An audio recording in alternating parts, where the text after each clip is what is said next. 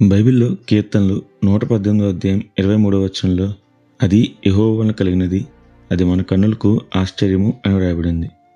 అవును, ఏదైనా ఒక కార్యం దేవుని మూలంగా జరిగితే అది మన కన్నులకు ఆశ్చర్యంగానే తోస్తుంది. ఈరోజు ఒక అద్భుతం కోసం ఎదురు చూస్తున్నారా? అయితే వినండి, ఈరోజు దేవుడు మీతోనే మాట్లాడుతున్నాడు. మరి ఈ రోజును దేవుని వాక్య ధ్యానంతో ప్రారంభిద్దామా?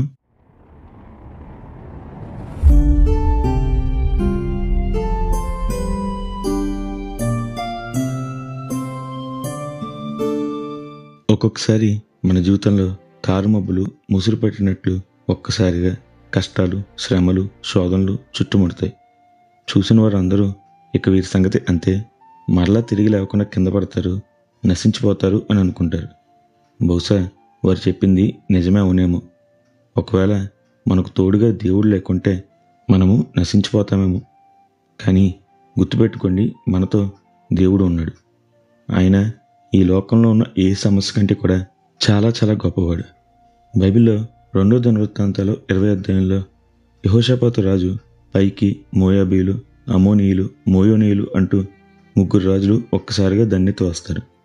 అచ్చంగా నిర్మలంగా ఉన్న ఆకాశంలోకి ఉన్నపాటున మబ్బులు కప్పి చెమ్మ చీకటి కప్పినట్లుగా ఇప్పుడు యెహోషాపాతు జీవితంలో కూడా కష్టాలు అతన్ని కప్పిపెట్టాయి. మరిప్పుడు యెహోషాపాతు ఏం చేసి ఉంటాడు?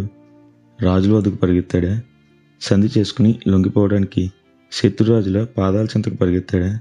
ఒకసారి గమనించండి. అతడు రాజులను నమ్మలేదు, అధిపతులను నమ్మలేదు, దేవుణ్ణి మాత్రమే నమ్మాడు. అందుకే ఒకవైపు శత్రువులు తన వైపు పరిగెడుతూ ఉంటే అతను మాత్రం దేవుని సన్నిధికి పరుగు పెట్టాడు.